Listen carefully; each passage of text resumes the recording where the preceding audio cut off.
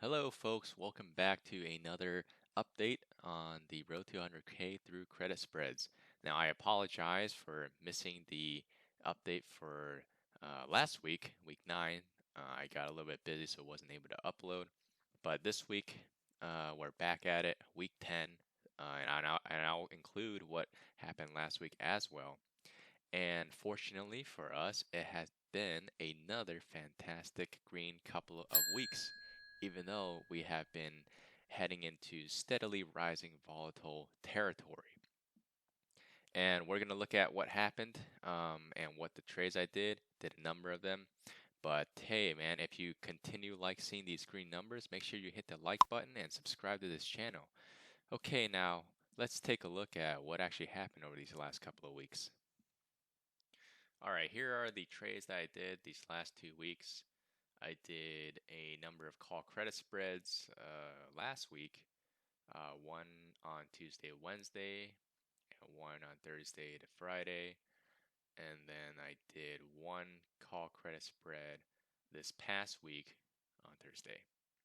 You'll notice that I only did call credit spreads these last 2 weeks, and there is a reason for that.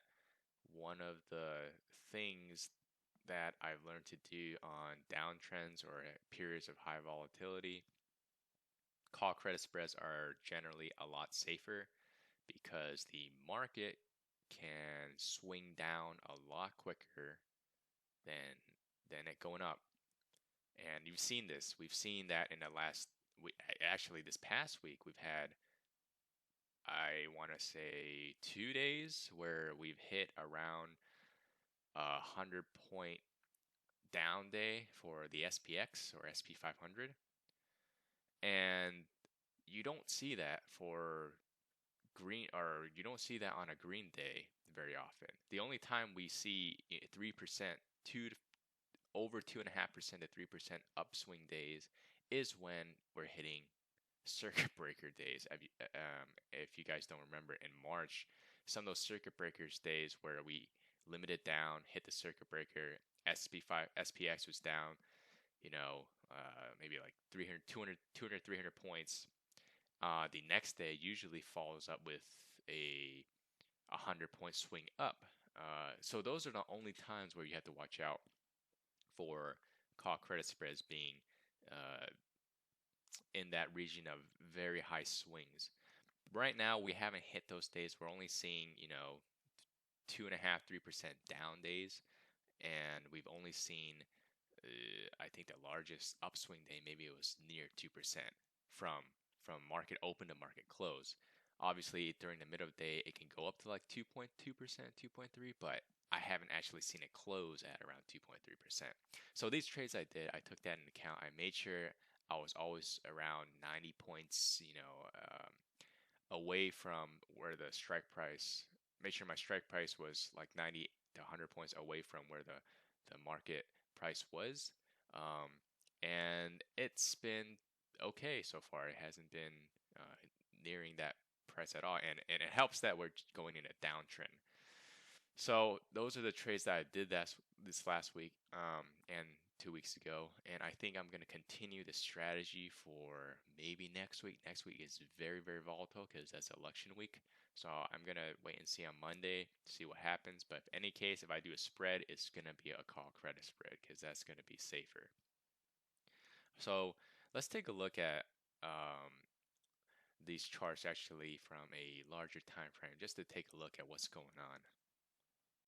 All right, what we have before us is what is this, 90-day chart of the SPX. And I just wanted to bring up the movements that we've seen in these past couple of months.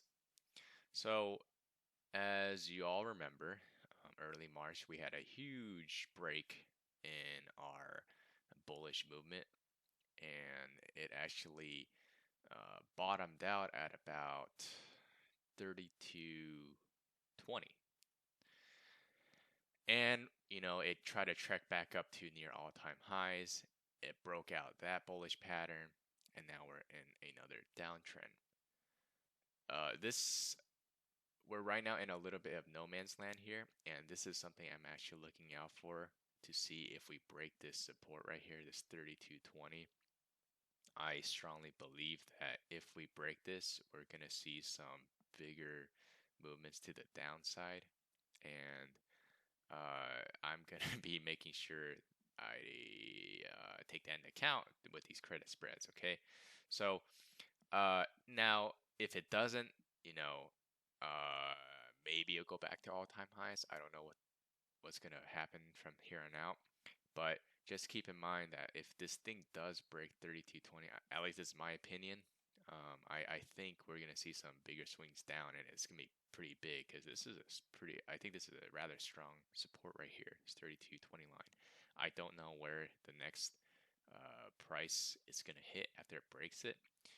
And I have a feeling whether it breaks out or not, maybe is going to be influenced by who wins the election next week. So I keep that in mind, and I'm going to watch out for that. So just want to show you guys that that's going to be it for this video. Again, uh, apologize for missing last week's update, but here's a video with 2 updates in one. Hopefully you guys enjoyed it. And again, thanks for joining me on this journey, and let's see if we can reach 100K in a reasonable time frame. All right, thanks again for watching.